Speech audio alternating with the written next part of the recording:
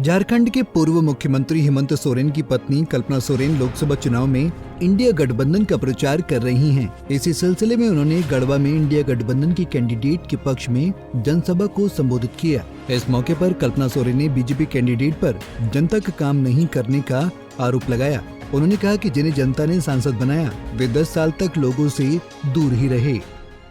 बंसीधर और गढ़देवी की पूज्य धरती पे मैं पहली बार आई हूँ और मेरा यहाँ की धरती को बहुत बहुत प्रणाम है। जितने भी जन आए हैं उन सभी को मेरी तरफ से, कल्पना सोरेन की तरफ से जोहार जोहार। चौथा फेज का झारखंड का पहला पोल होने वाला है 13 तारीख को।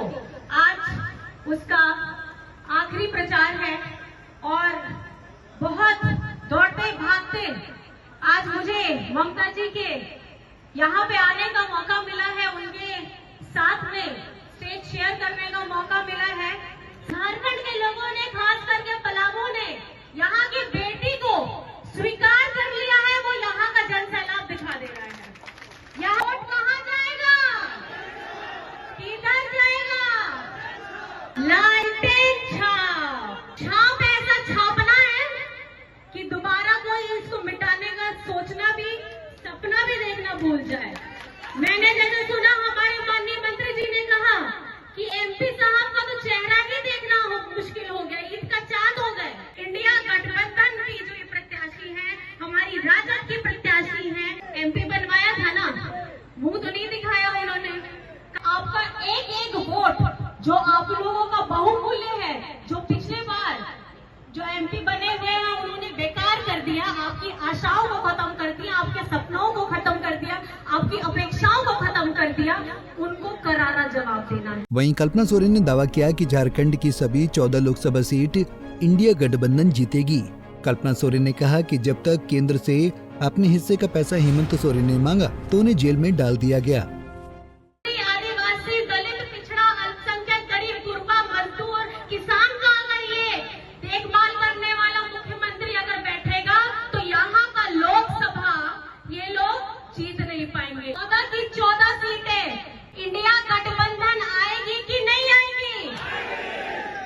तारीख याद रखिएगा, छाप याद रखिएगा।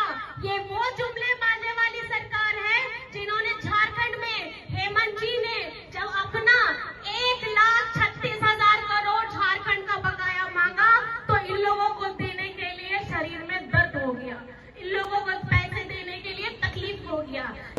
20 से 23 साल हो गए, सबसे ज्यादा शासन करने वाले बीजेपी के लोग थे और इन लोगों के मुंह में इतनी जबान नहीं थी कि झारखंड का 1,36,000 करोड़ हम वापस अपने झारखंड में अपने लोगों के विकास के लिए, अपने हर एक समाज के लिए, हर वर्गों के विकास के लिए इस्तेमाल करते।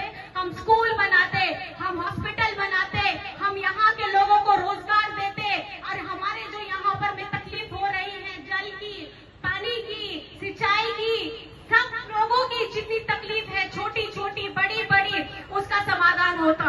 लेकिन उन्हें छीन लिया केंद्र सरकार ने। 1,36,000 करोड़ मांगते मांगते हेमंत जी को इन लोगों ने जेल का रास्ता दिखा दिया। और लेकिन जब हमारी संपदा, हमारा संसाधन, हमारा सब कुछ होते हुए भी झारखंड के 20 साल से जिन्होंने भाजपा लोगों ने शासन किया, उनके मुंह में लग गया टेप। क्यों? खास करके आपकी अबुआ आवाज का उन्होंने क्या किया था कि 8 लाख लोगों का बिना करके, हटा करके उसका राशि जो भाजपा शासित केंद्रों में भेजा, राज्यों में डाल दिया था। पैसा हमारे राज्य में आपको करना चाहिए, हमारे गरीब गुरबा को जिसके घर में छत नहीं है उनको देना चाहिए था। उन लोगों को ना दे करके इन्होंने उन राज्यों को दिया जहाँ पे इनकी अपनी सरकार है। कल्पना सोरेन भले ही झारखंड की 14 लोकसभा सीट जीतने का दावा कर रही हैं, लेकिन ये 4 जून को ही पता चलेगा कि उनके दावे में कितना दम था। पंजाब केसरी टीवी के लिए गढ़वा से अभय तिवारी की रिपोर्ट।